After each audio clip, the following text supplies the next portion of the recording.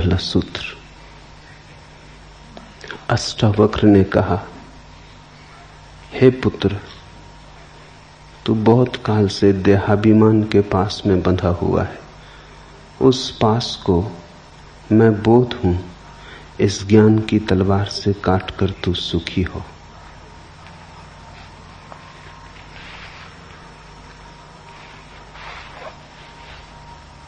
अष्टावक्र की दृष्टि में, और वही शुद्धतम दृष्टि है, आत्यंतिक दृष्टि है, बंधन केवल मान्यता का है, बंधन वास्तविक नहीं है।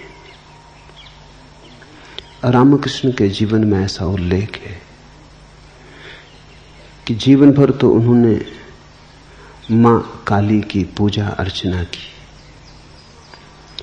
लेकिन अंततः उन्हें लगने लगा कि ये तो द्वैत ही है, अभी एक का अनुभव नहीं हुआ।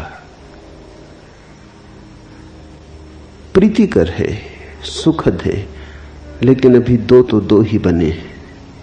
कोई स्त्री को प्रेम करता, कोई धन को प्रेम करता, कोई पद को। उन्होंने मां काली को प्रेम किया, लेकिन प्रेम अभी भी दो में बटा है, अभी परम अद्वैत नहीं घटा। पीड़ा होने लगी तो वे प्रतीक्षा करने लगे कि कोई अद्वैतवादी, कोई वेदांती, कोई ऐसा व्यक्ति आ जाए जिससे राह मिल सके। एक परमहंस तोतापुरी गुजरते थे। रामकृष्ण ने उन्हें रोक लिया और कहा, मुझे एक के दर्शन करा दें। तोतापुरी ने कहा, यह कौन सी कठिन बात, दो मानते हो इसलिए दो हैं, मान्यता छोड़ दो। पर रामकृष्ण ने कहा, मान्यता छोड़नी बड़ी कठिन है, जन्म भर उसे साधा। आंख बंद करता हूं, काली की प्रतिमा खड़ी हो जाती, रस में डूब जाता हूं, भूल ही जाता हूं कि एक होना है। आंख बंद करते ही दो हो जाता हूं, ध्यान करने की चेष्टा करता हूं, द्वैत हो जाता है, मुझे उबारो। तो तोतापुरी ने कहा, ऐसा करो, जब काली की प्रतिमा बने तो उठाना एक तलवार और दो टुकड़े कर देना। रामकृष्ण ने कहा, तलवार वहां कहां से लाऊंगा? तो जो तोतापुरी ने कहा वही अष्टावक्र का वचन है। तोतापुरी ने कहा, ये काली की प्रतिमा कहां से ले आए हो? वहीं से तलवार भी ले आना। ये भी कल्पना है, इसे भी कल्पना से सजाया संवारा है, जीवन भर साधा है, जीवन भर पुनरुक्त किया है, तो प्रगाढ़ हो गई है। ये कल्पना ही है। सभी को आंख बंद करके काली तो नहीं आती। ईसाई आंख बंद करता है, वर्षों की चेष्टा के बाद तो क्राइस्ट आते। कृष्ण का भक्त आंख बंद करता है तो कृष्ण आते। बुद्ध का भक्त आंख बंद करता है तो बुद्ध आते। महावीर का भक्त आंख बंद करता है तो महावीर आते। जैन को तो क्राइस्ट नहीं आते, क्रिश्चियन को तो महावीर नहीं आते। जो तुम कल्पना साधते हो वही आ जाती। रामकृष्ण ने काली को साधा है तो कल्पना प्रगाढ़ हो गई। बार बार पुनरुक्ति से, निरंतर निरंतर स्मरण से कल्पना इतनी यथार्थ हो गई है कि अब लगता है काली सामने खड़ी, कोई वहां खड़ा नहीं, चैतन्य अकेला है, यहां कोई दूजा नहीं, दूसरा नहीं। तुम आंख करो बंद, तोतापुरी ने कहा, उठाओ तलवार और तोड़ दो। रामकृष्ण आंख बंद करते, लेकिन आंख बंद करते ही हिम्मत खो जाती। तलवार उठाएं काली को तोड़ने को, भक्त भगवान को काटने को तलवार उठाए, ये बड़ी कठिन बात है। संसार छोड़ना बड़ा सरल, संसार में पकड़ने योग्य ही क्या है।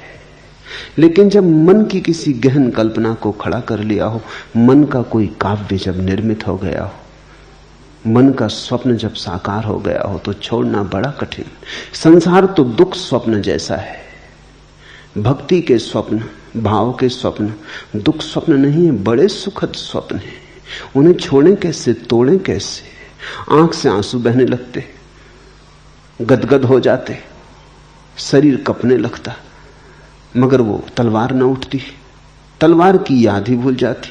आखिर तोतापुरी ने कहा बहुत हो गया, कई दिन बैठ के, ऐसे न चलेगा, या तो तुम करो या मैं जाता हूं, मेरा समय खराब मत करो, ये खेल बहुत हो गया। तोतापुरी उस दिन एक कांच का टुकड़ा ले आया और उसने कहा कि जब तुम मगन होने लगोगे तब मैं तुम्हारे माथे को कांच के टुकड़े से काट दूंगा। जब मैं यहां तुम्हारा माथा काटूं तो भीतर एक दफा हिम्मत करके उठा लेना तलवार और कर देना 2 टुकड़े। बस ये आखिरी है, फिर मैं ना रुकूंगा। तोतापुरी की धमकी जाने की, और फिर वैसा गुरु खोजना मुश्किल होता। तोतापुरी अष्टावक्र जैसा आदमी रहा होगा। जब रामकृष्ण आंख बंद किए, काली की प्रतिमा उभरी और वो मगन होने को ही थे, आंख से आंसू बहने को ही थे, उद्रेक हो रहा था, उमंग आ रही थी, रोमांच होने को ही था कि तोतापुरी ने लिया माथे पर जहां आज्ञा चक्र है, वहां लेके ऊपर से नीचे तक कांच के टुकड़े से माथा काट दिया। खून की धार बह गई। हिम्मत उस वक्त भीतर रामकृष्ण ने भी जुटा ली, उठा ली तलवार, 2 टुकड़े कर दिए काली के। काली वहां गिरी कि अद्वैत हो गया, कि लहर खो गई सागर में, कि सरिता उतर गई सागर में। फिर तो कहते हैं 6 दिन उस परम शून्य में डूबे रहे, न भूख रही न प्यास, न बाहर की सुध रही न बुध, सब भूल गए। और जब 6 दिन के बाद आंख खोली तो जो पहला वचन कहा वो यही, आखिरी बाधा गिर गई, the last barrier has fallen. ये पहला सूत्र कहता है, हे पुत्र, तू बहुत काल से देहाभिमान के पास में बंधा हुआ, उस पास को ही अपना अस्तित्व मानने लगा है। मैं देह हूं, मैं देह हूं, मैं देह हूं, ऐसा जन्मों जन्मों तक दोहराया है। दोहराने के कारण हम देह हो गए।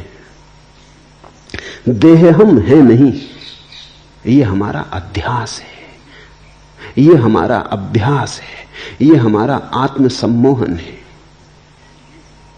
हमने इतनी प्रगाढ़ता से माना है कि हम हो गए। रामकृष्ण के जीवन में एक और उल्लेख है। उन्होंने सभी धर्मों की साधनाएं की। वो अकेले व्यक्ति थे मनुष्य जाति के इतिहास में जिसने सभी धर्मों के मार्ग से सत्य तक जाने की चेष्टा की। साधारणतः व्यक्ति पहुंच जाता है एक मार्ग से, फिर कौन फिक्र करता है दूसरे मार्गों की। तुम पहाड़ की चोटी पर पहुंच गए, फिर दूसरी पगडंडियां भी लाती हैं या नहीं लाती हैं, कौन फिक्र करता है, पहुंच ही गए। जो पगडंडी ले आई, बाकी लाती हो न लाती हो, प्रयोजन किसे। लेकिन रामकृष्ण बार बार पहाड़ की चोटी पर पहुंचे, फिर नीचे उतर आए, फिर दूसरे मार्ग से चढ़े, फिर तीसरे मार्ग से चढ़े। वे पहले व्यक्ति हैं जिन्होंने सभी धर्मों की साधना की और सभी धर्मों से उसी शिखर को पा लिया। समन्वय की बात बहुतों ने की थी, रामकृष्ण ने पहली दफे समन्वय का विज्ञान निर्मित किया। बहुत लोगों ने कहा था सभी धर्म सच हैं, लेकिन वो बात की बात थी। रामकृष्ण ने उसे तथ्य बनाया, उसे अनुभव का बल दिया, अपने जीवन से प्रमाणित किया। जब वो इस्लाम की साधना करते थे तो वो ठीक मुसलमान फकीर हो गए। वो भूल गए रामकृष्ण, अल्लाहू अल्लाहू की आवाज लगाने लगे, कुरान की आयतें सुनने लगे। एक मस्जिद के द्वार पर ही पड़े रहते थे, मंदिर के पास से निकल जाते, आंख भी ना उठाते, नमस्कार तो दूर रही। भूल गए काली को। बंगाल में एक संप्रदाय है, सखी संप्रदाय। जब रामकृष्ण सखी संप्रदाय की साधना करते, सखी संप्रदाय की मान्यता है कि परमेश्वर ही पुरुष है, बाकी सब स्त्रियां हैं। परमेश्वर कृष्ण है, बाकी सब उसकी सखियां हैं। तो सखी संप्रदाय का पुरुष भी अपने को स्त्री ही मान के चलता है। लेकिन जो घटना रामकृष्ण के जीवन में घटी वो किसी सखी संप्रदाय की मान्यता वाले व्यक्ति को कभी नहीं घटी थी। पुरुष मान ले अपने को ऊपर ऊपर से स्त्री हूं, भीतर तो पुरुष ही बना रहता है, जानता तो है कि मैं पुरुष ही हूं। तो सखी संप्रदाय के लोग कृष्ण की मूर्ति को लेकर रात बिस्तर पे सो जाते, वही पति है। लेकिन इससे क्या फर्क पड़ता है? लेकिन जब रामकृष्ण ने साधना की तो अभूतपूर्व घटना घटी। बड़े बड़े वैज्ञानिकों को भी चकित कर दे ऐसी घटना घटी। 6 महीने तक उन्होंने सखी संप्रदाय की साधना की। 3 महीने के बाद उनके स्तन उभर आए, उनकी आवाज बदल गई, वो स्त्रियों जैसे चलने लगे, स्त्रियों जैसी उनकी मधुर वाणी हो गई। स्तन उभर आए, स्त्रियों जैसे स्तन हो गए, शरीर का पुरुष ढांचा बदलने लगा। मगर इतना भी संभव है क्योंकि स्तन होते तो पुरुष को भी हैं, अविकसित होते, स्त्री के विकसित होते, तो हो सकता है अविकसित स्तन विकसित हो गए हों। बीज तो है ही। यहां तक कोई बहुत बड़ी घटना नहीं घटी, बहुत पुरुषों को स्तन बढ़ जाते, ये कोई बहुत आश्चर्यजनक बात नहीं। लेकिन 6 महीने पूरे होते होते उनको मासिक धर्म शुरू हो गया, तब चमत्कार की बात थी।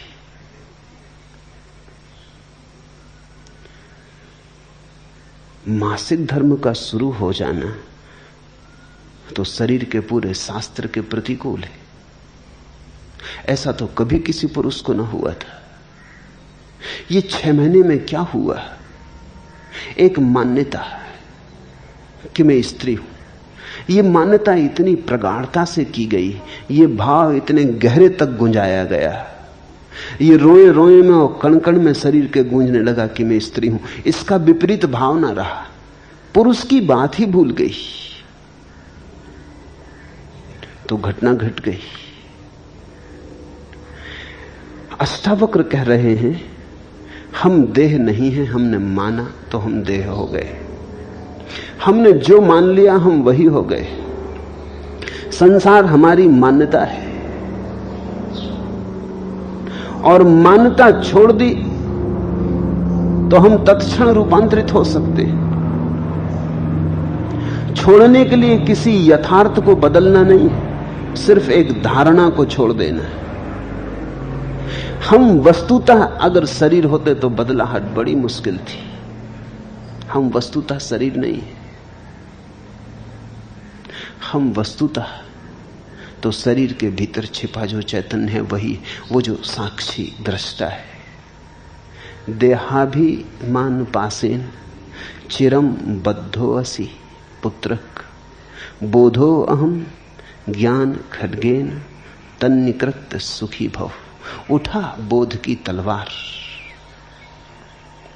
मैं बोध रूप हूं, उठा ऐसे भाव की तलवार और काट डाल इस धारणा को कि मैं देह, फिर तू सुखी है।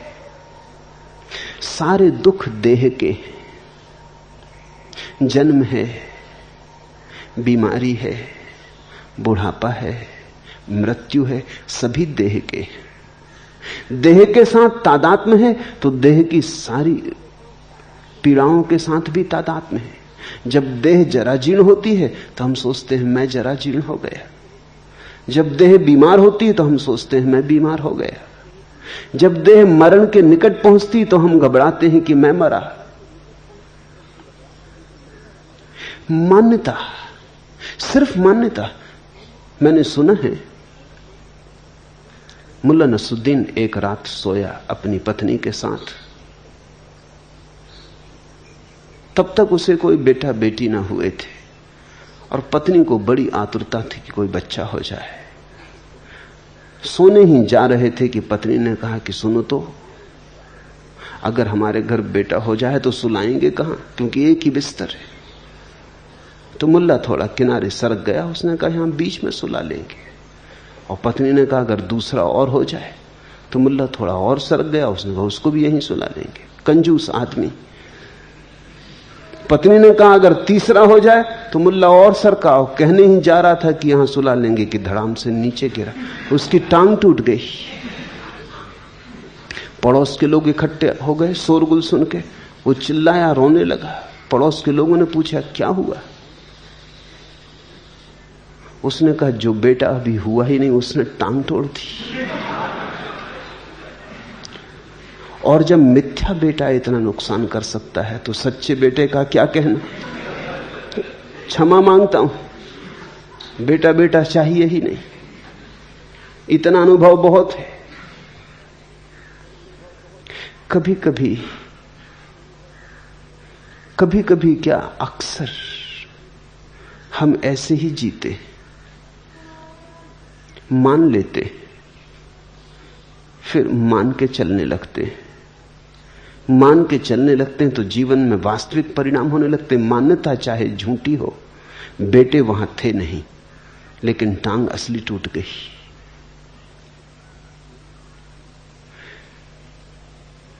झूठ का भी परिणाम सच हो सकता है।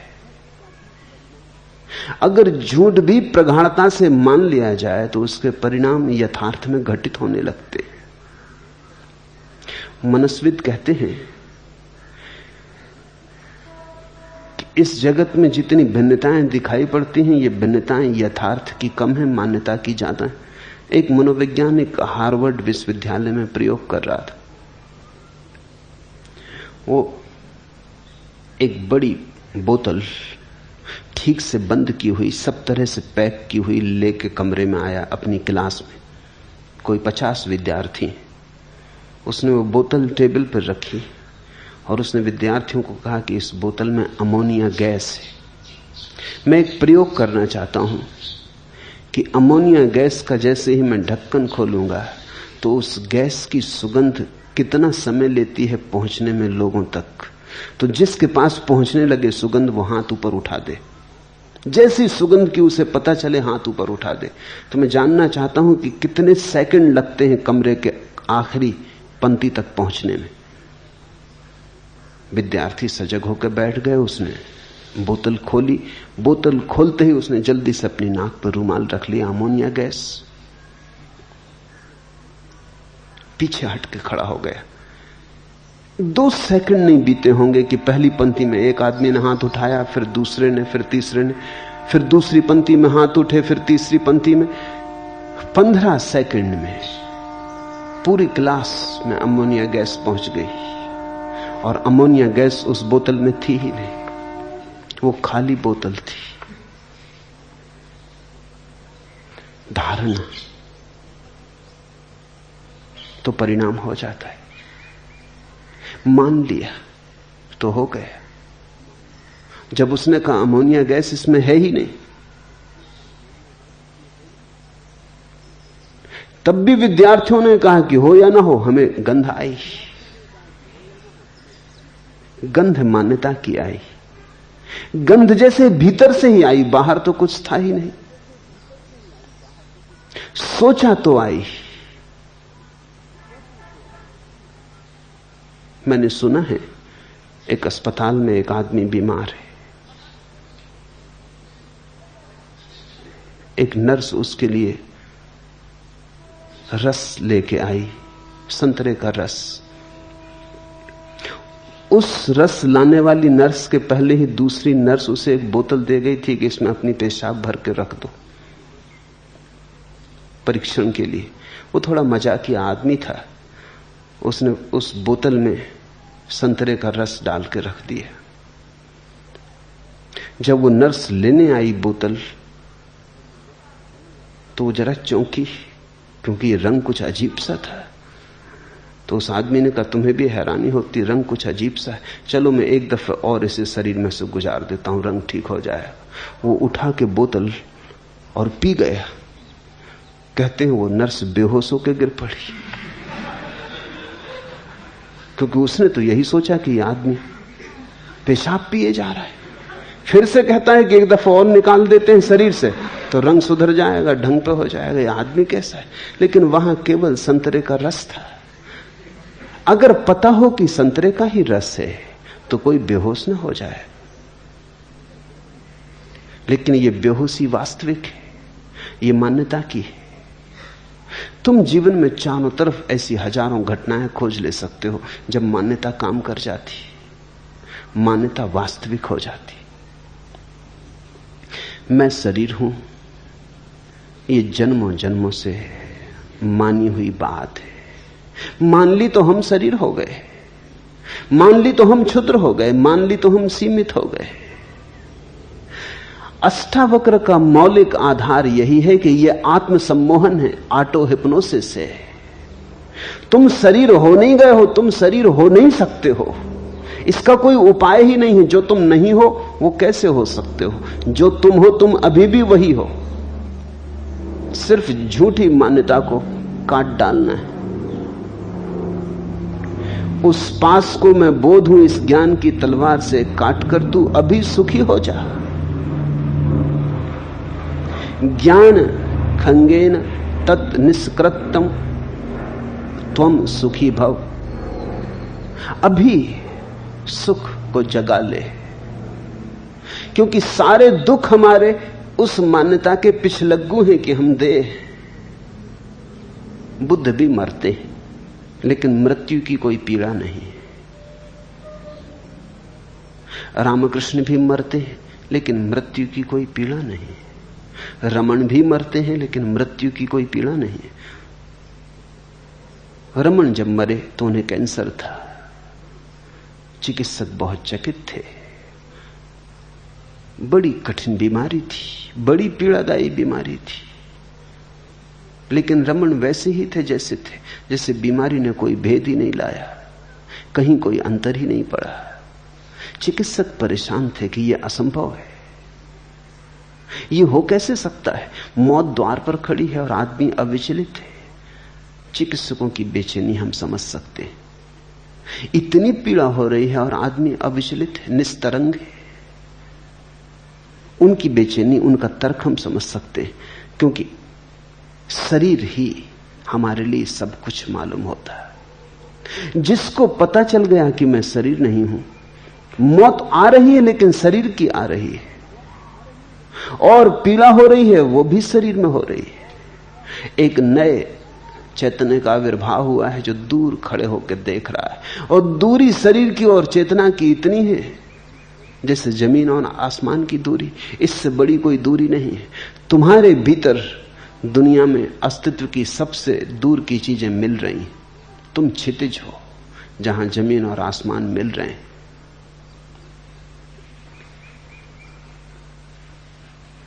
जायते अस्ति वर्धते भी परिणमते अपक्षीयते विनश्यति।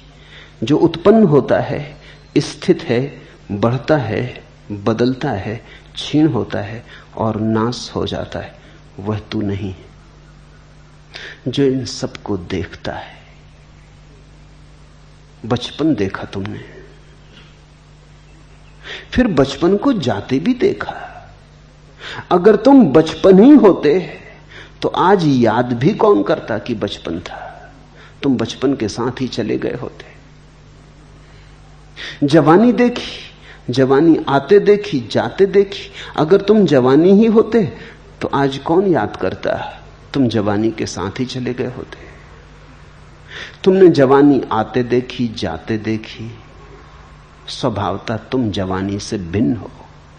इतनी सीधी सी बात है, इतनी साफ सुथरी बात है। तुमने पीड़ा देखी, दर्द उठते देखा, दर्द के बादल घिरते देखे अपने चारों तरफ, फिर पीड़ा को जाते भी देखा, दर्द को विसर्जित होते देखा। तुमने दुख देखा, सुख देखा, कांटा चुभा, पीड़ा देखी, कांटा निकला, निष्पीड़ा हुए, वह भी देखा। तुम देखने वाले हो, तुम पार खड़े हो, तुम अछूते हो।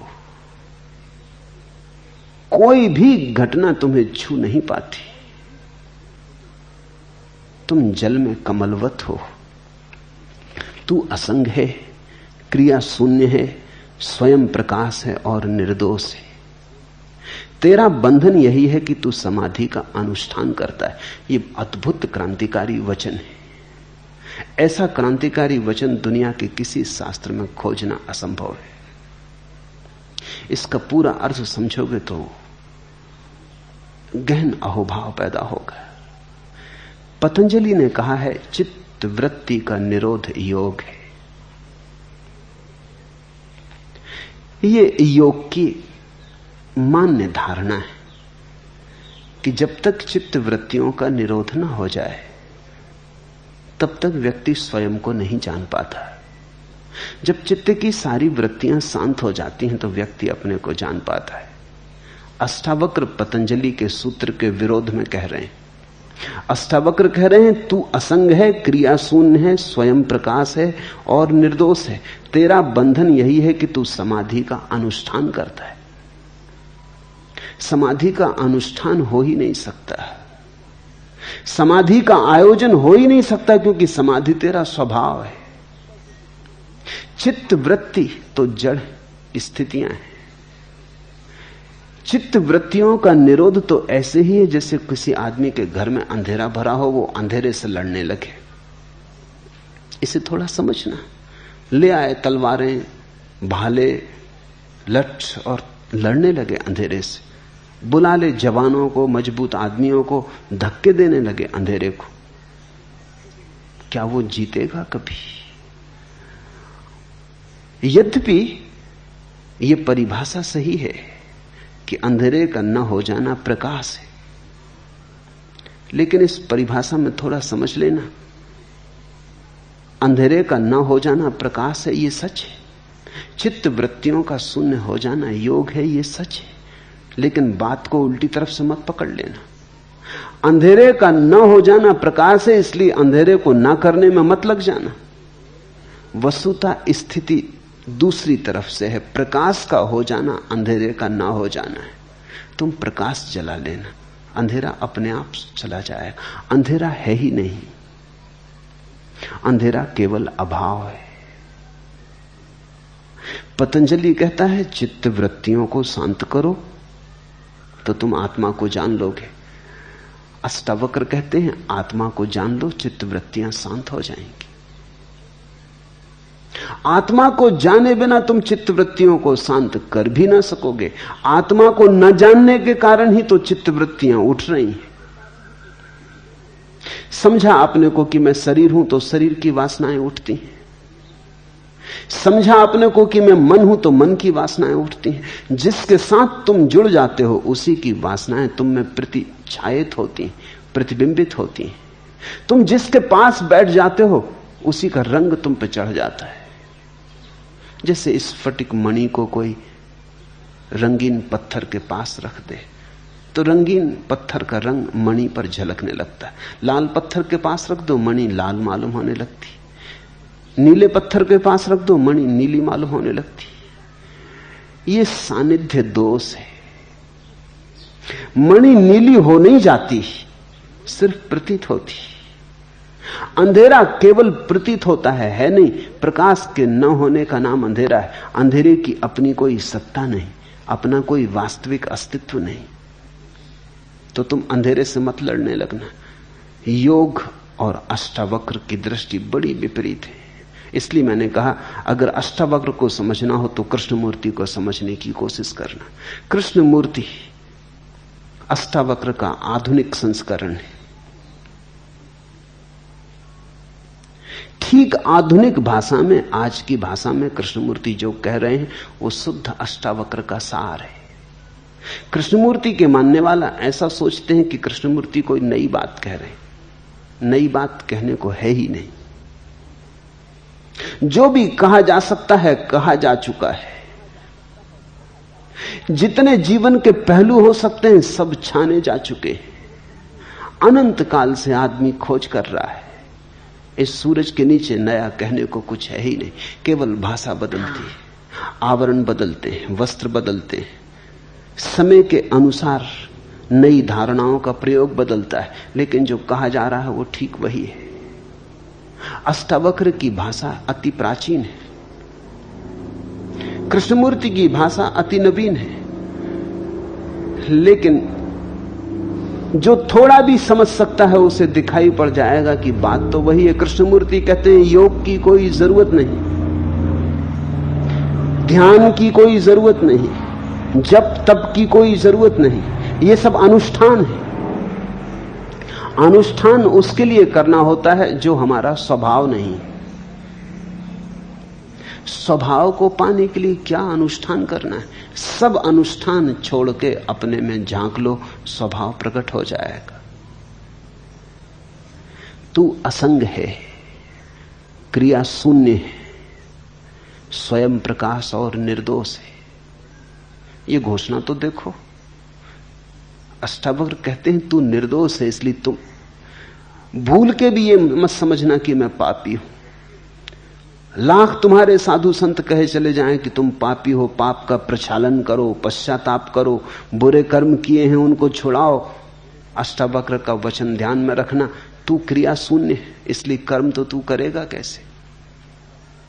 अष्टावक्र कहते हैं जीवन में 6 लहरें हैं, 6 ऊर्मियां, भूख प्यास, शोक मोह, जन्म मरण। ये 6 तरंगे। भूख प्यास शरीर की तरंगे। अगर शरीर ना हो तो ना तो भूख होगी ना प्यास होगी। ये शरीर की जरूरतें हैं। जब शरीर स्वस्थ होता है तो ज्यादा भूख लगती, जब शरीर बीमार होता है तो ज्यादा भूख नहीं लगती। अगर शरीर को धूप में खड़ा करोगे ज्यादा प्यास लगेगी क्योंकि पसीना उड़ जाएगा। गर्मी में ज्यादा प्यास लगेगी, सर्दियों में कम प्यास लगेगी। ये शरीर की जरूरतें हैं, ये शरीर की तरंगे। भूख प्यास शरीर की, शोक मोह मन की। कोई छूट जाता तो दुख होता है क्योंकि मन पकड़ लेता है, राग बना लेता है। कोई मिल जाता है परिजन तो सुख होता है, कोई परिजन छूट जाता तो दुख होता है। कोई अपरिजन मिल जाता है तो दुख होता है, अपरिजन छूट जाता तो सुख होता है। लेकिन ये मन के खेल है, आसक्ति और विरक्ति के खेल है, आकर्षण और विकर्षण के खेल है। जिस आदमी के भीतर मन ना रहा उसके भीतर फिर कोई शोक नहीं, कोई मोह नहीं। ये तरंगे मन की हैं और जन्म मरण तरंगे प्राण की हैं। जन्म होता श्वास के साथ, मृत्यु होती श्वास के विदा होने के साथ। इसलिए जैसे बच्चा पैदा होता है डॉक्टर फिक्र करता है जल्दी श्वास ले, रोए। रोने का अर्थ केवल इतना ही है कि रोएगा तो श्वास ले लेगा। रोने के झटके में श्वास का द्वार खुल जाएगा, रोने के झटके में बंद फेफड़ा काम करने लगेगा। अगर बच्चा नहीं रोता कुछ सेकंड के भीतर तो डॉक्टर उसे उल्टा लटका के उस पर चोट करता बच्चे के ऊपर, ताकि धक्के में श्वास चल पड़े। श्वास जन्म है। श्वास यानी प्राण की प्रक्रिया। जब आदमी मरता है तो श्वास समाप्त हो जाती, प्राण की प्रक्रिया बंद हो गई। प्रतिपल यही हो रहा है। श्वास भीतर आती तो जीवन भीतर आता, श्वास बाहर जाती तो जीवन बाहर जाता। प्रतिपल जन्म और मृत्यु घट रही है। हर आती श्वास जीवन है, हर जाती श्वास मौत है। तो मौत और जन्म तो प्रतिपल घट रहे हैं। ये प्राण की तरंगे। अष्टावक्र कहते हैं ये 6 ऊर्मियां हैं, तुम इन 6 के पार हो, इनके दृष्टा हो। इसलिए बुद्ध ने तो श्वास पर ही सारा का सारा अपना साधना की व्यवस्था खड़ी की। बुद्ध ने कहा एक ही काम पर्याप्त है कि तुम आती जाती श्वास को देखते रहो। क्या होगा आती जाती सांस को देखने से? धीरे धीरे अगर तुम जाती श्वास को देखो कि श्वास बाहर गई, आती श्वास को देखो श्वास भीतर आई, तो बीच में तुम थोड़े समय ऐसे भी पाओगे जब श्वास स्थिर हो जाती, ना तो बाहर जाती ना भीतर आती। हर आती जाती श्वास के बीच में क्षण भर को अंतराल है, जब श्वास न चलती, न हिलती, न डुलती, बाहर जाती, फिर क्षण भर को रुकती, फिर भीतर आती, भीतर आती, फिर क्षण भर को रुकती, फिर बाहर जाती। तो अंतराल तुम्हें दिखाई पड़ने लगेंगे। उन्हीं अंतराल में तुम पाओगे कि तुम हो। श्वास का आना जाना तो प्राण का खेल है, और अगर तुम श्वास को देखने में समर्थ हो गए तो वो जो देखने वाला है वो श्वास से पृथक हो गया, वो श्वास से अलग हो गया। शरीर हमारी बाहर की परिधि है, मन उसके भीतर की परिधि है, प्राण उसके और भी भीतर की परिधि। तो ऐसा भी हो सकता है शरीर अपंग हो जाए, टूट फूट जाए, तो भी आदमी जीता है। मन खंडित हो जाए, विक्षिप्त हो जाए, जड़ हो जाए, तो भी आदमी जीता है। लेकिन बिना श्वास के आदमी नहीं जीता। मस्तिष्क भी निकाल लो आदमी का पूरा, तो भी आदमी जिए चला जाता है।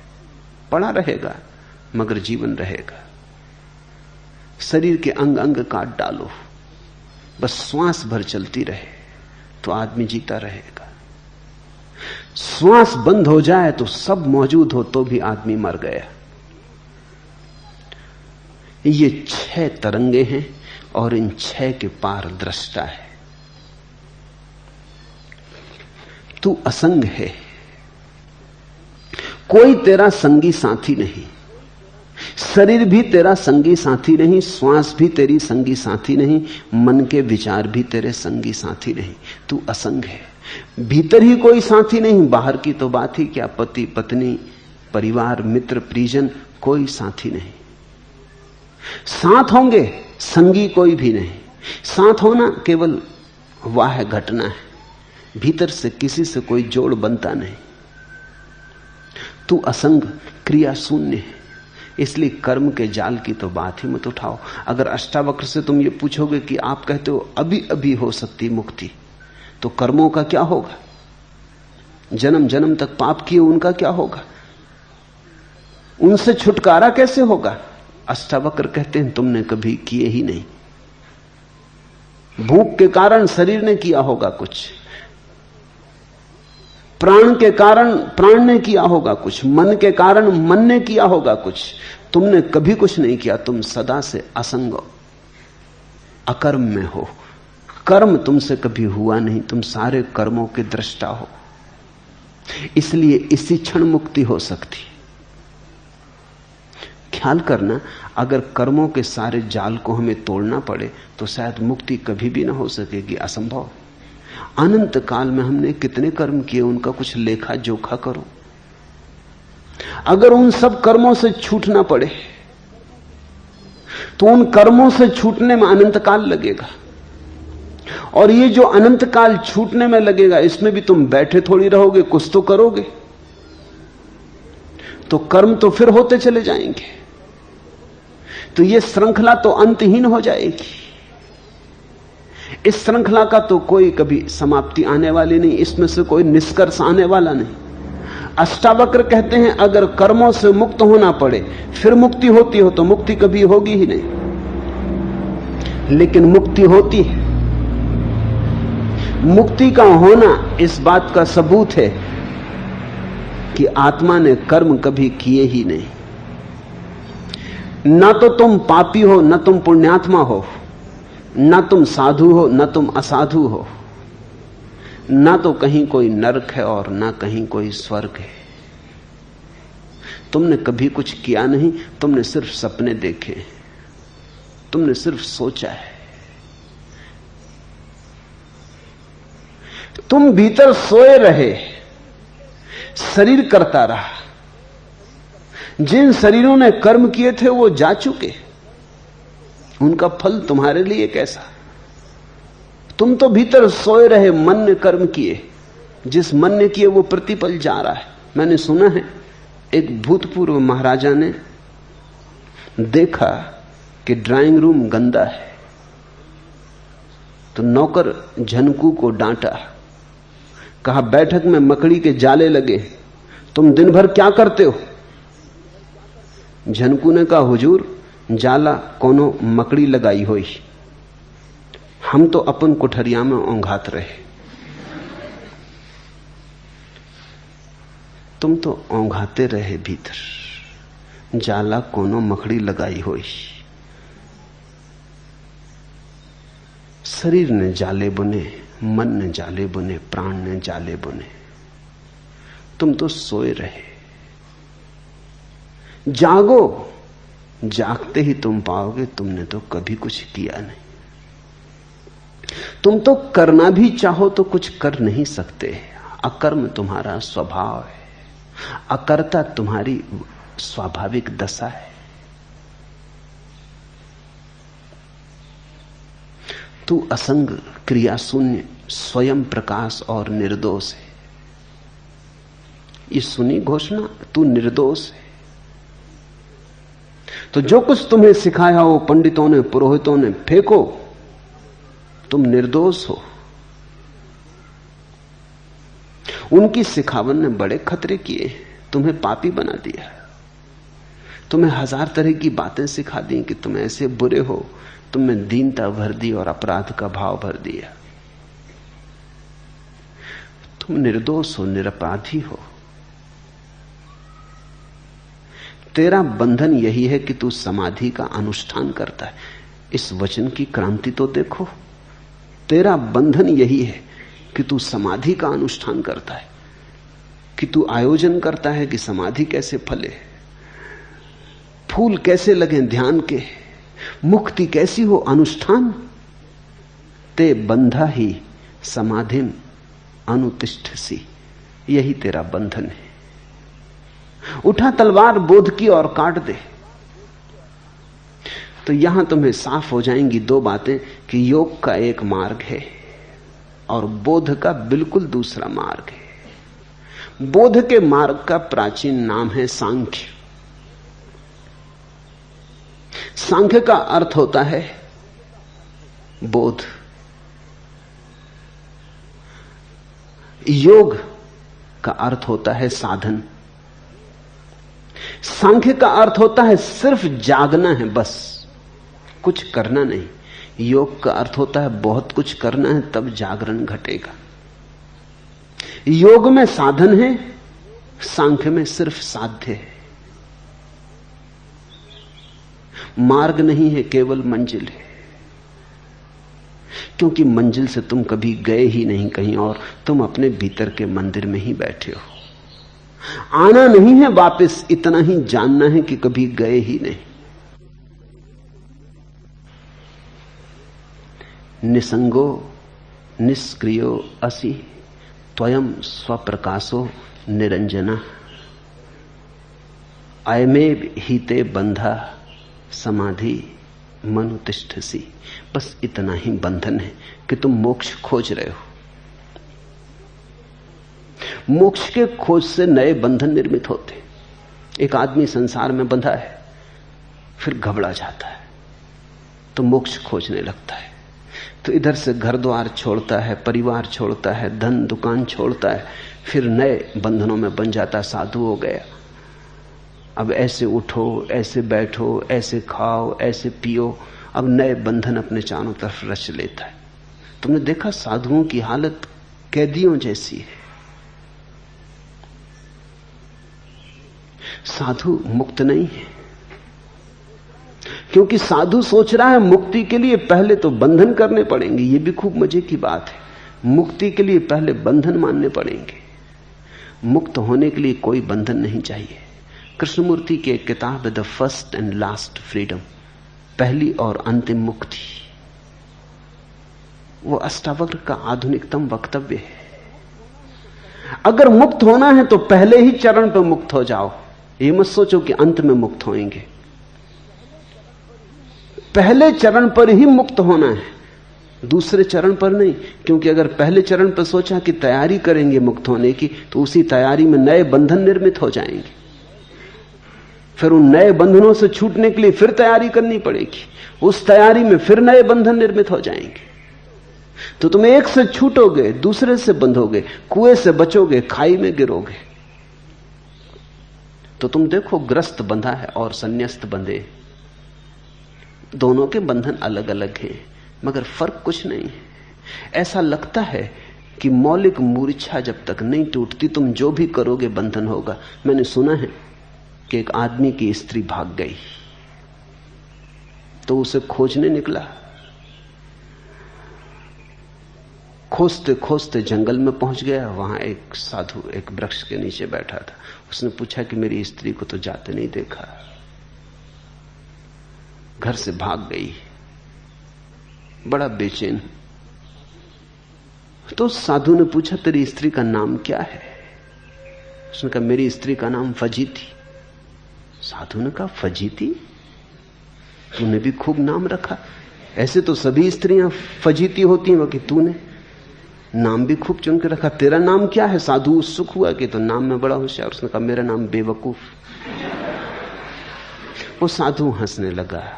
उसने कहा तू खोजबीन छोड़, तू तो जहां बैठ जाएगा फजीतियां वहीं आ जाएंगी, कोई कहीं तुझे जाने की जरूरत नहीं। तेरा बेवकूफ होना काफी है, फजीतियां तुझे खुद खोज लेंगी। संसार से छोड़ के आदमी भाग जाता है तो संसार छोड़ने से उसकी मंदी बुद्धता तो नहीं मिटती, उसकी मूढ़ता तो नहीं मिटती, मूर्छा तो नहीं मिटती। वो उस मूर्छा को लेके मंदिर में बैठ जाता है, नए बंधन बना लेता है। वो मूर्छा नए जाले बुन देती। पहले संसार में बंधा था, वो सन्यास में बंध जाता है, लेकिन बिना बंधे नहीं रह सकता। मुक्ति है प्रथम चरण पर, उसके लिए कोई आयोजन नहीं। आयोजन का मतलब हुआ कि अब आयोजन में बंधे, इंतजाम किया तो इंतजाम में बंधे, फिर इससे छूटना पड़ेगा तो ये कहां तक चलेगा? ये तो अंतहीन हो जाएगा। सुना है मैंने, एक आदमी डरता था मरघट से निकलने से, और मरघट के पार उसका घर था, तो रोज निकलना पड़ता है।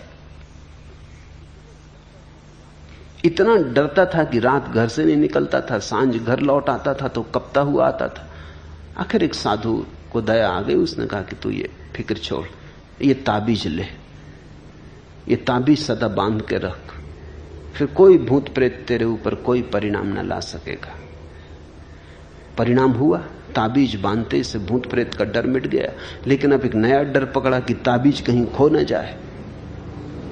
स्वाभाविक, जिस ताबीज ने भूत प्रेतों से बचा दिया, अब वो आधी रात को भी निकल जाता। मरघट से कोई डर नहीं, भूत प्रेत तो कभी भी वहां नहीं थे।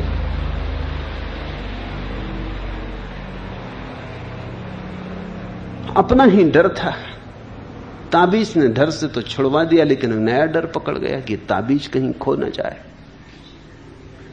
तो स्नान गृह में भी जाता तो ताबीज लेके जाता, बार बार ताबीज को टटोल के देख लेता।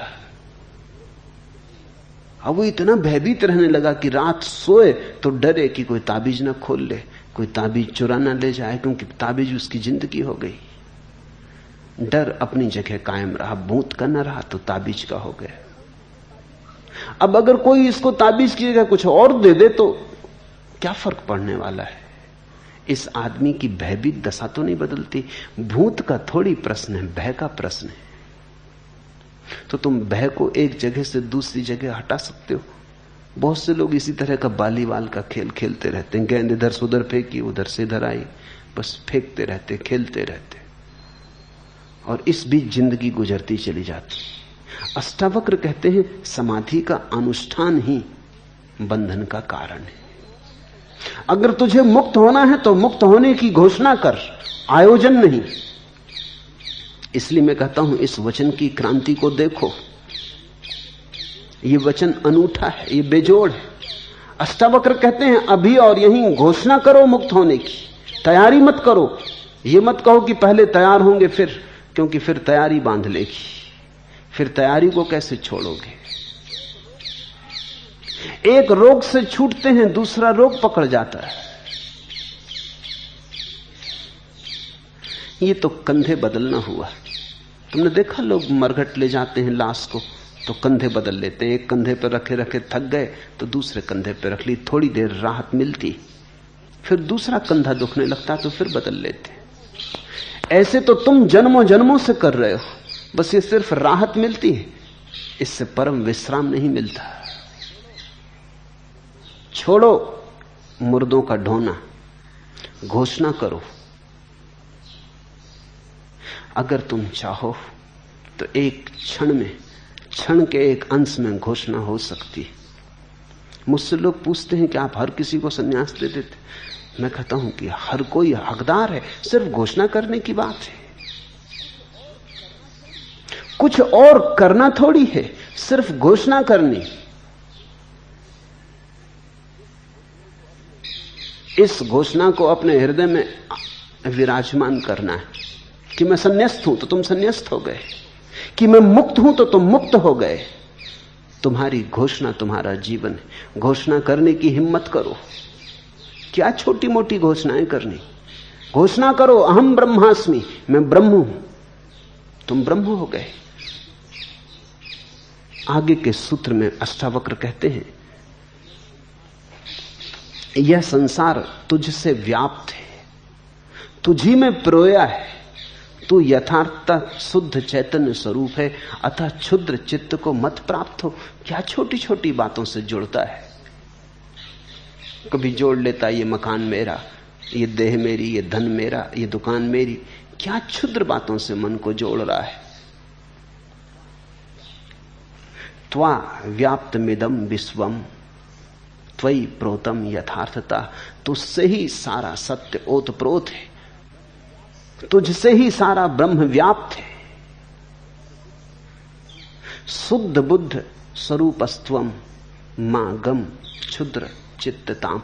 क्यों छोटी छोटी बातों को घोषणा करता है? बड़ी घोषणा कर, एक घोषणा कर। शुद्ध चैतन्य स्वरूप हूं, शुद्ध बुद्ध स्वरूप हूं, क्षुद्र चित्त को मत प्राप्त हो। हमने बड़ी छोटी छोटी घोषणाएं की हैं, जो हम घोषणा करते हैं वही हम हो जाते हैं। इस दृष्टि से भारत का अनुदान जगत को बड़ा अनूठा है, क्योंकि भारत ने जगत में सबसे बड़ी घोषणाएं की। मंसूर ने मुसलमानों की दुनिया में घोषणा की, अनल हक, मैं सत्य हूं। उन्होंने मार डाला। उन्होंने कहा यह आदमी जरूरत से बड़ी घोषणा कर रहा है। मैं सत्य हूं यह तो केवल परमात्मा कह सकता है, आदमी कैसे कहेगा। लेकिन हमने अष्टावक्र को मार नहीं डाला, न हमने उपनिषद के ऋषियों को मार डाला जिन्होंने कहा अहम ब्रह्मास्मि। क्योंकि हमने एक बात समझी कि आदमी जैसी घोषणा करता है वैसा ही हो जाता है। तो फिर छोटी क्या घोषणा करनी?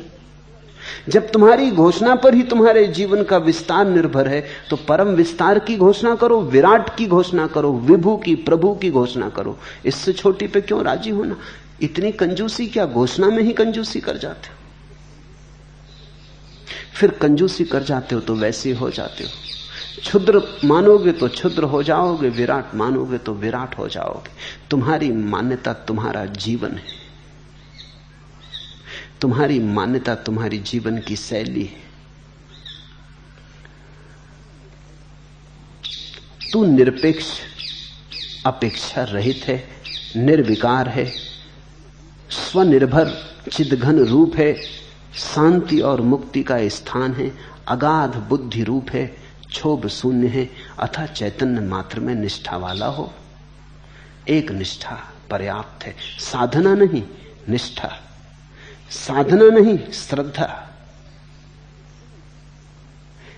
इतनी निष्ठा पर्याप्त है कि मैं चैतन्य मात्र हूं। इस जगत में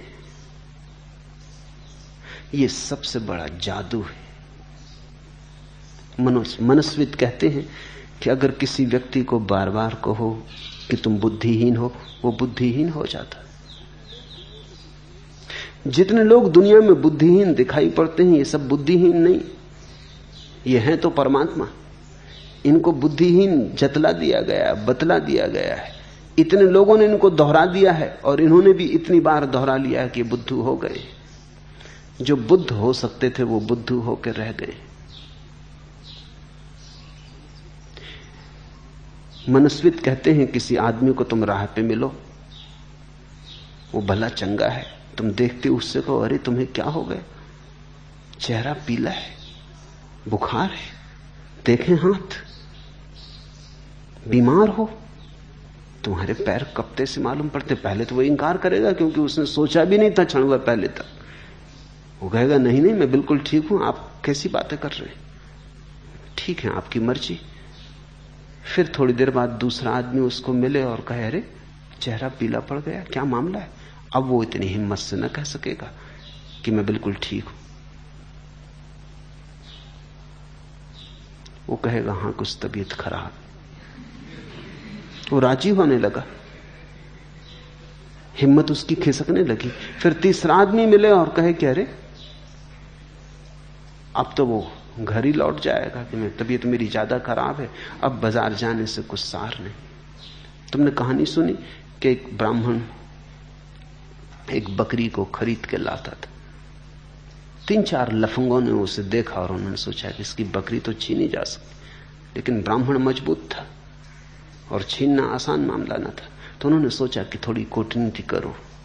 एक उसे मिला राह के किनारे और कहा कि गजब, ये कुत्ता कितने में खरीद लाए? उस आदमी ने, ब्राह्मण ने कहा कुत्ता? तू अंधा तो नहीं है पागल कहीं के? बकरी है, बाजार से खरीद के ला रहा हूं, 50 रुपए खर्च किए। उसने भाई तुम्हारी मर्जी, लेकिन तुम जानो ब्राह्मण होके कुत्ते को कंधे पे लिए। भाई मुझको तो कुत्ता दिखाई पड़ता, हो सकता है मेरी गलती हो। ब्राह्मण चला सोचता हुआ कि आदमी भी कैसा है, मगर उसने एक बार टटोल के बकरी के पैर देखे, बकरी ही है। दूसरे किनारे पर राह के दूसरा उन्हीं का सगा साथी खड़ा था। उसने कहा कि कुत्ता तो गजब का खरीदा। अब ब्राह्मण इतनी हिम्मत से न कह सका कि कुत्ता नहीं, न हो कुत्ता ही है, तो 2 आदमी गलत नहीं हो सकते। फिर भी उसने कहा कि नहीं नहीं कुत्ता नहीं है, लेकिन अब कमजोर था, कह तो रहा था लेकिन भीतर की नींव हिल गई थी। उसने कहा कि नहीं नहीं कुत्ता नहीं बकरी है। उसने कहा कि बकरी, इसको बकरी कहते? तो फिर परिभाषा बदलनी पड़ेगी, ब्राह्मण देवता। अगर इसको बकरी कहते हैं तो फिर कुत्ता किसको कहेंगे? वैसे आपकी मर्जी, आप पंडित आदमी हैं, हो सकता है बदल दें। नाम की तो बात है, चाहे कुत्ता कहो चाहे बकरी कहो, रहेगी तो कुत्ता ही, कहने से कुछ नहीं होता। वो आदमी तो चला गया। ब्राह्मण ने उतार के बकरी नीचे रख के देखी, बिल्कुल बकरी है, बिल्कुल बकरी जैसी बकरी है, आंखें मीड़ी। रास्ते के किनारे लगे नल से पानी से आंखें धोई, क्योंकि अपना पड़ोस करीब आता जाता और लोग देख लें कि ब्राह्मण कुत्ता सिर पे लिए है तो पूजा पांडित्य को धक्का लगेगा। पूजा करवाते हैं लोग, ना करवाएंगे लोग पागल समझेंगे। मगर फिर देख दाख के उसने सब तरह की बकरी है, मगर इन 2 आदमियों को क्या हुआ? फिर रख के चला, लेकिन अब जरा डरता हुआ चला कि फिर कोई और न देख ले। वो तीसरा उनका साथी खड़ा था। उसने कहा कि कुत्ता तो गजब का है, कहां से लाए? हम भी बड़े दिन से कुत्ता चाहते। उसने कहा बाबा तू ही ले ले, अगर कुत्ता चाहते हो तुम ही ले लो, ये कुत्ता ही है, एक मित्र ने दे दिया है, इससे छुटकारा करो मेरा। वो भागा वहां से घर की तरफ कि किसी को पता ना चल जाए कि कुत्ता इसने लिया है। आदमी ऐसे ही जी रहा है। तुमने जो मान रखा है वो तुम हो गए हो, और तुम्हारे चारों तरफ बहुत लफंगे हैं जो तुम्हें बहुत सी बातें मनवा रहे हैं। उनके अपने प्रयोजन हैं। पुरोहित समझाना चाहता है कि तुम पापी हो, क्योंकि तुम पापी नहीं हो तो पूजा कैसे चलेगी। उसका हित इसमें है कि बकरी कुत्ता मालूम पड़े। पंडित है, अगर तुम अज्ञानी नहीं हो तो उसके पांडित्य का क्या होगा? उसकी दुकान कैसे चलेगी? धर्मगुरु है वो, अगर तुम्हें समझा दे कि तुम अकर्ता हो, कर्म शून्य हो, तुमने कभी पाप किया ही नहीं, तो उसकी जरूरत क्या है? ये तो ऐसा हुआ कि डॉक्टर के पास तुम जाओ, वो समझा दे कि बीमार तुम हो ही नहीं, बीमार तुम कभी हुए ही नहीं, बीमार तुम हो ही नहीं सकते, स्वास्थ्य तुम्हारा स्वभाव है। तो ये डॉक्टर आत्महत्या कर रहा है अपनी, इसकी दुकान का क्या होगा? तुम डॉक्टर के पास जाओ भले चंगे, जब तुम्हें कोई बीमारी नहीं तब जाओ, तब भी तुम पाओगे कि वो बीमारी खोज लेगा।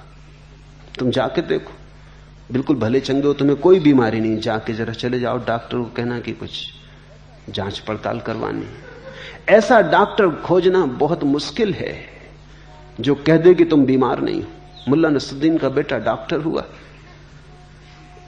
तो मैंने उससे पूछा कि कैसी चल रही? उसने कहा कि काफी अच्छी चल रही। मैंने कहा तुम कैसे समझे कि काफी अच्छी चल रही? उसने कहा इतनी अच्छी चल रही कि कई दफे तो वो बीमारों को कह देता है कि तुम बीमार ही नहीं। ये तो बड़ी डॉक्टर कह सकता है जिसकी खूब चल रही हो। चल रही ऐसी हो कि अब उसे उपद्रव ज्यादा लेने नहीं है, फुर्सत नहीं। तो उसने कहा इससे मैं समझता हूं कि बिल्कुल ठीक चल रही। कई दफा आदमियों को कह देता है नहीं तुम्हें कोई बीमारी नहीं। दुकानें हैं, उनके अपने हित हैं। तुम्हारे ऊपर हजारों दुकानें चल रही, पंडित की है, पुरोहित की है, धर्मगुरु की है। तुम्हारा पापी होना जरूरी है, तुमने बुरे कर्म किए हो ये आवश्यक है, नहीं तो तुम्हारा बुरे कर्मों से छुटकारा दिलाने वालों का क्या होगा? मसीहाओं का क्या होगा जो आते हैं तुम्हारी मुक्ति के लिए? अगर अष्टावक्र सही है तो सब मसीहा व्यर्थ है। फिर तुम्हारे छुटकारे की कोई जरूरत नहीं, तुम छूटे ही हुए हो, तुम मुक्ति ही हो। अष्टावक्र की जैसे कोई भी दुकान नहीं, जैसे अष्टावक्र तुम्हारे साथ कोई धंधा नहीं करना चाहते। सीधी सीधी बात कह देते हैं, दो टूक सत्य कह देते हैं। तू निरपेक्ष, अपेक्षा रहित, निर्विकार, निर्भर, चिद घन रूप, शांति और मुक्ति है तू। अगाध बुद्धि रूप, क्षोभ शून्य है तू। अतः चैतन्य मात्र में निष्ठा वाला हो। एक ही निष्ठा होनी चाहिए कि मैं साक्षी रूप हूं, बस पर्याप्त है। ऐसा निष्ठावान व्यक्ति धार्मिक है। और किसी निष्ठा की कोई जरूरत नहीं। न तो परमात्मा में निष्ठा की जरूरत है,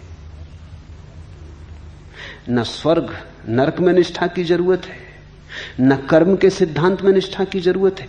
एक निष्ठा पर्याप्त है, और वो निष्ठा है कि मैं साक्षी, निर्विकार।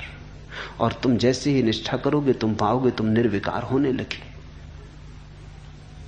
एक मनोवैज्ञानिक ने प्रयोग किया, एक कक्षा को दो हिस्सों में बांट दिया। आधे लड़के एक तरफ, आधे दूसरी तरफ, अलग अलग कमरों में।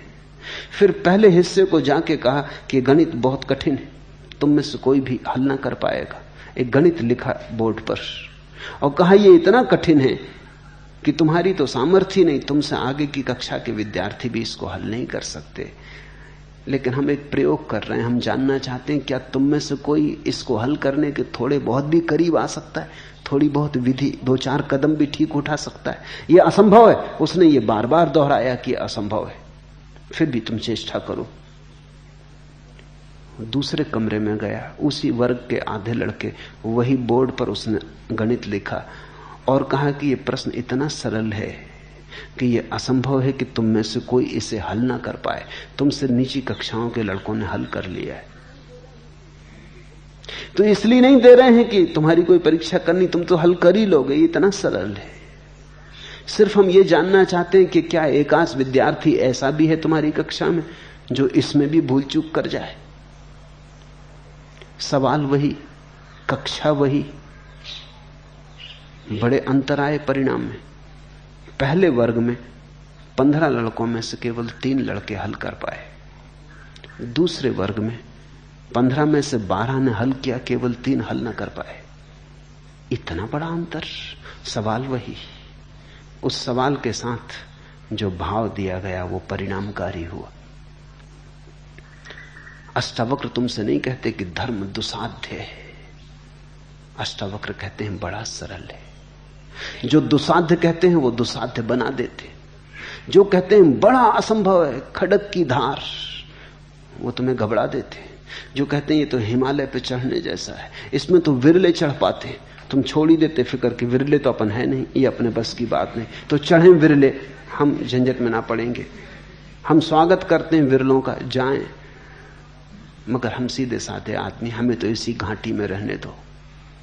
अष्टावक्र कहते हैं ये बड़ा सरल है, ये इतना सरल है कि तुम्हें कुछ करने की भी जरूरत नहीं, सिर्फ जाग के देखना पर्याप्त है। ये मनुष्य की मेधा की अंतिम घोषणा है। ये मनुष्य की अंतिम संभावनाओं के प्रति मनुष्य को सजग करना है। धर्म मनुष्य की प्रतिभा का आखिरी चमत्कार है। अगर तुलना करनी हो तो राजनीति मनुष्य की प्रतिभा का निकृष्टतम रूप है और धर्म मनुष्य की प्रतिभा का श्रेष्ठतम रूप। ऐसा हुआ, एक राजनेता सख्त बीमारी से उठा तो डॉक्टर ने सलाह दी 2-3 महीने तक आप कोई भी दिमागी काम न करें। राजनेता ने पूछा, डॉक्टर साहब यदि थोड़ी राजनीति इत्यादि करूं तो कोई आपत्ति है? डॉक्टर ने कहा, नहीं, बिल्कुल नहीं, राजनीति आप जितनी चाहें करें, बस दिमागी काम बिल्कुल ना करें। राजनीति में दिमागी काम है भी नहीं। राजनीति में तो हिंसा है, प्रतिभा नहीं, छीन झपट है, संघर्ष है, शांति नहीं, चैन नहीं, बेचैनी है, महत्वाकांक्षा है, ईर्ष्या है, आक्रमण है, आत्मा नहीं। धर्म अनाक्रमण है, अहिंसा है, प्रतियोगिता मुक्ति है, संघर्ष नहीं, समर्पण है, किसी से छीनना नहीं है, अपना जो है उसकी घोषणा करनी है। अपना ही इतना काफी है कि किसी से छीनना क्या है। छीनते तो वही हैं जिन्हें अपना पता नहीं, टुकड़े टुकड़ों के लिए लड़ते हैं और परमात्मा भीतर विराजमान है। टुकड़े टुकड़ों के लिए मरते हैं और परम विस्तार भीतर मौजूद है। सागर मौजूद है, बूंदों के लिए तरसते। जिन्हें अपना पता नहीं वही राजनीति में होते हैं। और जब मैं राजनीति कहता हूं तो मेरा मतलब इतना ही नहीं कि वे लोग जो राजनीतिक पार्टियों में, राजनीति से मेरा मतलब है वे सभी लोग जो किसी तरह के संघर्ष में, वो धन का संघर्ष हो तो धन की राजनीति, पद का संघर्ष हो तो पद की राजनीति, त्याग का संघर्ष हो तो त्याग की राजनीति। त्यागियों में बड़ा संघर्ष होता है कि कोई दूसरा त्यागी हाथ ना मार ले। ओलंपिक चलता रहता त्यागियों का कि कोई महात्मा बड़ा ना हो जाए, तो एक महात्मा दूसरे महात्मा को हराने में लगा है। वो तो अगर कभी भारत में कभी ओलंपिक हो तो उसमें महात्माओं की भी प्रतियोगिता होनी चाहिए। लेकिन जहां भी प्रतियोगिता है वहीं राजनीति है। राजनीति का मूल स्वर है कि मेरे पास नहीं और दूसरों के पास है, छीन के ही मेरे पास हो सकेगा। लेकिन जो तुम दूसरे से छीनते हो वो तुम्हारा कब होगा, कैसे होगा? छीना हुआ तुम्हारा कैसे होगा? जो छीना गया है वो छीना जाएगा। आज नहीं कल तुमसे कोई दूसरा छीन लेगा, और अगर कोई भी ना छीन पाया तो मौत तो निश्चित छीन लेगी। तुम्हारा तो सिर्फ वही है जो किसी से बिना छीने तुम्हारा है, तो फिर मौत भी ना छीन पाएगी। तुम्हारा तो वही है जो जन्म के पहले तुम्हारा था, मौत के बाद भी तुम्हारा होगा। उस एक की खोज करो, और उस एक की खोज के लिए साधन तक की जरूरत नहीं। अष्टावक्र कहते सिर्फ सजगता, सिर्फ साक्षी भाव।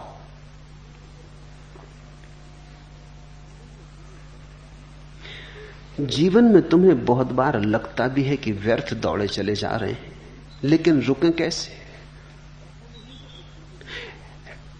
ऐसा नहीं है कि तुम्हें नहीं लगता कि ये व्यर्थ दौड़ धूप, तुम्हें भी लगता है, लेकिन रुकें कैसे? फिर दौड़ धूप का अभ्यास प्राचीन है, रुकना भूल ही गए। पैरों की आदत दौड़ने की हो गई, मन की आदत दौड़ने की हो गई। अभ्यास ऐसा हो गया है कि बैठ नहीं सकते, बैठने का अभ्यास खो गया। आ गई थी शिकायत लबों पे मगर किससे कहते तो क्या, कहना बेकार था। चल पड़े दर्द पीकर तो चलते रहे, हार कर बैठ जाने से इंकार था। और फिर लोग सोचते हैं कि ऐसे बैठ गए तो हार जाएंगे, बैठ गए तो लोग समझेंगे हार गए, बैठ गए तो लोग समझेंगे अरे पलायनवादी, भगोड़े।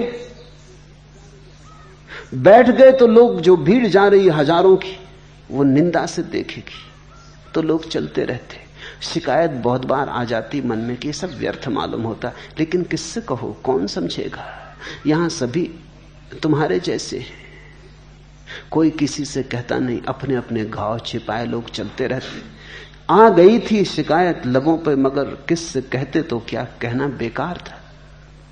कोई अष्टावक्र मिले, कोई बुद्ध मिले तो कहने का कोई सार, किससे कहना। यहां चल पड़े दर्द पीकर तो चलते रहे। दर्द पी पी के लोग चलते रहते।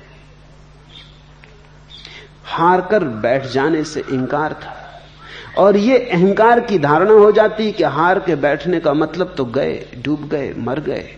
चलते रहो, कुछ ना कुछ करते रहो, कुछ ना कुछ पाने की चेष्टा में लगे रहो, नहीं तो खो जाओगे। और मिलता उन्हें जो बैठ जाते,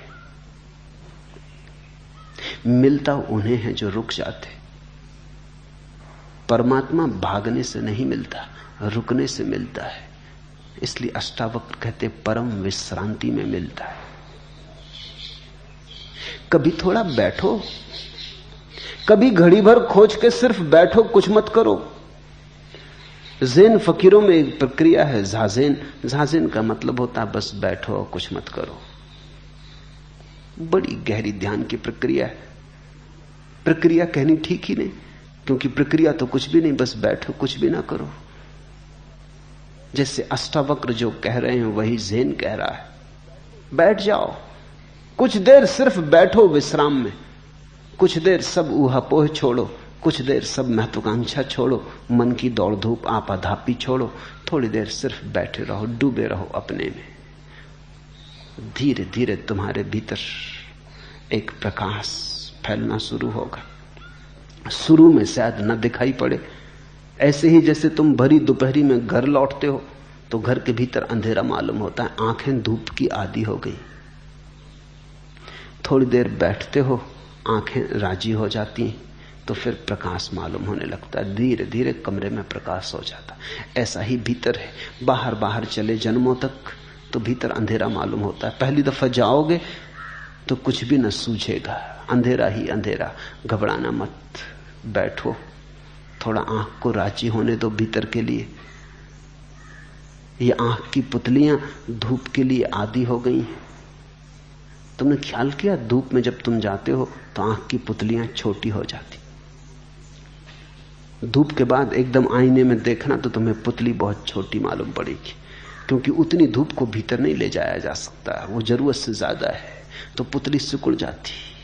वो ऑटोमेटिक है, स्वचालित सिकुड़न है। फिर जब तुम अंधेरे में आते तो पुतली को फैलना पड़ता, पुतली बड़ी हो जाती। अंधेरे में थोड़ी देर बैठने के बाद फिर आईने में देखना तो पाओगे पुतली बड़ी हो गई। और जो इस बाहर की आंख का ढंग है वही भीतर की तीसरी आंख का भी ढंग है। बाहर देखने के लिए पुतली छोटी चाहिए, भीतर देखने के लिए पुतली बड़ी चाहिए।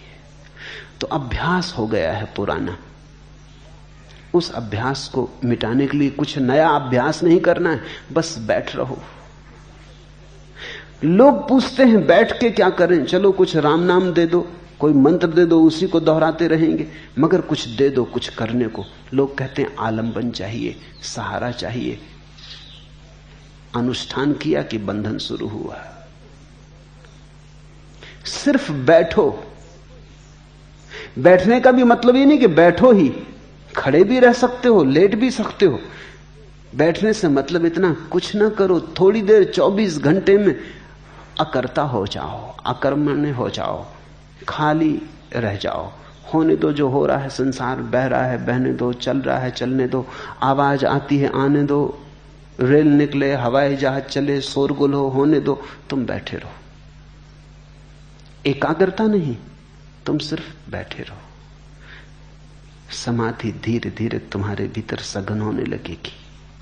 तुम अचानक समझ पाओगे अष्टावक्र का अर्थ क्या है, अनुष्ठान रहित होने का अर्थ क्या है। साकार को मिथ्या जान, निराकार को निश्चल नित्य जान। इस यथार्थ तत्व उपदेश से पुनः संसार में उत्पत्ति नहीं होती। जिसको बुद्ध ने कहा है अनागामिन, ऐसा व्यक्ति जब मरता है तो फिर वापस नहीं आता। क्योंकि वापस तो हम अपनी आकांक्षा के कारण आते हैं, राजनीति के कारण आते हैं। वापस तो हम वासना के कारण आते हैं। जो ये जान के मरता है कि मैं सिर्फ जानने वाला हूं, उसका फिर कोई आगमन नहीं होता। वो इस व्यर्थ के चक्कर से छूट जाता है, आवागमन से। साकार को मिथ्या जान, साकारम अनृतम विद्धि, निराकारम निश्चलम विद्धि। निराकार को निश्चल नित्य जान। जो हमारे भीतर आकार है वही भ्रांत है, जो हमारे भीतर निराकार है वही सत्य। देखा कभी पानी में भंवर पड़ती? भंवर क्या है? पानी में ही उठी एक लहर है, फिर शांत हो जाती तो भंवर कहां खो जाती? भंवर थी नहीं, पानी में ही एक तरंग थी, पानी में ही एक रूप उठा था। ऐसे ही हम परमात्मा में उठी एक तरंग है, तरंग खो जाती, कुछ भी पीछे छूटता नहीं, राख भी नहीं छूटती, निशान भी नहीं छूटता। जैसे पानी पे तुम कुछ लिखो, लिखते ही मिट जाता है, ऐसी ही जीवन की सारी आकार की स्थितियां तरंगे मात्र हैं। जिस तरह दर्पण अपने में प्रतिबिंबित रूप के भीतर और बाहर स्थित है, उसी तरह परमात्मा इस शरीर के भीतर और बाहर स्थित है। तुमने देखा दर्पण के सामने तुम खड़े होते हो, प्रतिबिंब बनता है, बनता है कुछ दर्पण में, प्रतिबिंब बनता है, यानी कुछ भी नहीं बनता। तुम हट गए, प्रतिबिंब हट जाता है। दर्पण जैसा था वैसा ही है, जैसे का तैसा। तुम्हारे सामने होने से दर्पण में प्रतिबिंब बना था, हट जाने से हट गया, लेकिन दर्पण में न तो कुछ बना और न कुछ हटा, दर्पण अपने स्वभाव में रहा। यह सूत्र कहता है अष्टावक्र का कि जैसे दर्पण के सामने खड़े हो, दर्पण में प्रतिबिंब बनता है, लेकिन प्रतिबिंब वस्तुतः बनता है क्या? बना हुआ प्रतीत होता है। प्रतिबिंब से धोखा मत खा जाना। बहुत लोग धोखा खाते प्रतिबिंब से। और यह सूत्र कहता है कि प्रतिबिंब के चारों तरफ दर्पण है, बाहर भीतर।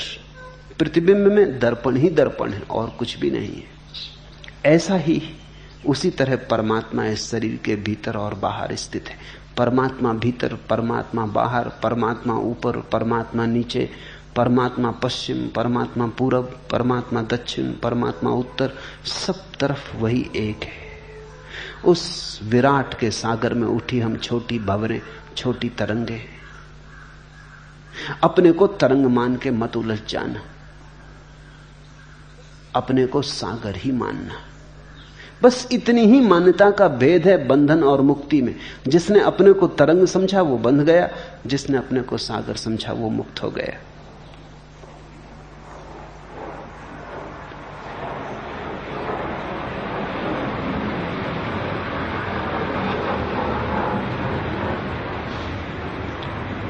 जिस तरह सर्वव्यापी एक आकाश घट के बाहर और भीतर स्थित है, उसी तरह नित्य और निरंतर ब्रह्म सब भूतों में स्थित है। जिस तरह सर्वव्यापी एक आकाश घट के बाहर और भीतर घड़ा रखा है, घड़े के भीतर भी वही आकाश है, घड़े के बाहर भी वही आकाश है। तुम घड़े को फोड़ दो तो आकाश नहीं फूटता है, तुम घड़े को बना लो तो आकाश बिगड़ता नहीं। घड़ा तिरछा हो, गोल हो, कैसा ही आकार हो, इससे आकाश पर कोई आकार नहीं चढ़ता। हम सब मिट्टी के भांडे, मिट्टी के घड़े, बाहर भी वही है, भीतर भी वही है। इस मिट्टी की पतली सी दीवार को तुम बहुत ज्यादा मूल्य मत दे देना। ये मिट्टी की पतली सी दीवार तुम्हें एक घड़ा बना रही है, इससे बहुत जकड़ मत जाना। अगर तुमने ऐसा मान लिया कि ये मिट्टी की दीवार ही मैं हूं, तो फिर तुम बार बार घड़े बनते रहोगे, क्योंकि तुम्हारी मान्यता तुम्हें वापस खींच लाएगी। कोई और तुम्हें संसार में नहीं लाता है, तुम्हारे घड़े होने की धारणा ही तुम्हें वापस ले आती। एक बार तुम जान लो कि तुम घड़े के भीतर का शून्य हो। लाओत्सु के वचन अर्थपूर्ण है। लाओत्सु कहता है घड़े की दीवार का क्या मूल्य है, असली मूल्य तो घड़े के भीतर के शून्य का होता है। पानी भरोगे तो शून्य में भरेगा, दीवाल में थोड़ी।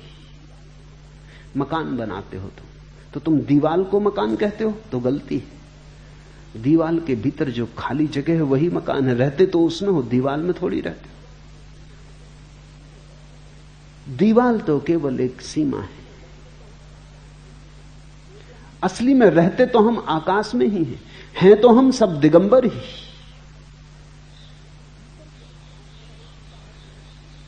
भीतर के आकाश में रहो कि बाहर के आकाश में, दीवाल के कारण कोई फर्क थोड़ी पड़ता है। दीवाल आज है कल गिर जाएगी, आकाश सदा है। तो तुम भूल से घर को अगर दीवाल समझ लेते हो और घड़े को अगर मिट्टी की परत समझ लेते हो और अपने को अगर देह समझ लेते हो तो बस यही बंधन है। जरा सी गलती पढ़ने में जीवन के शास्त्र को और सब गलत हो जाता है। बड़ी छोटी सी भूल है।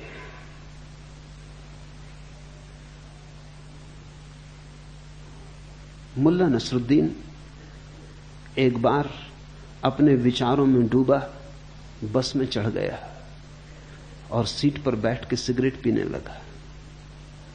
साफ साफ तो लिखा है कि बस में धूम्रपान वर्जित है। क्या आपने पढ़ा नहीं? क्या आपको पढ़ना नहीं आता? कंडक्टर ने क्रोधपूर्वक उससे कहा, पढ़ तो लिया, लेकिन लिखने को तो बस में बहुत कुछ लिखा है।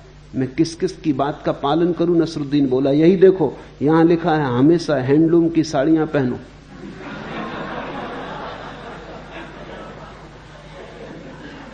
जरा सा ऐसी भूलों से सावधान होना जरूरी है। शरीर बहुत करीब है, इसलिए शरीर की भाषा पढ़ लेनी बहुत आसान है। और शरीर इतना करीब है कि उसकी छाया भीतर के दर्पण पे पड़ती, प्रतिबिंब बनता है। लेकिन तुम शरीर में हो, शरीर नहीं। शरीर तुम्हारा है, तुम शरीर के नहीं। शरीर तुम्हारा साधन है, तुम साध्य हो। शरीर का उपयोग करो, मालकियत मत खो दो। शरीर के भीतर रहते हुए भी शरीर के पार रहो, जल में कमलवत। हरिओम तत्सत। आज इतना।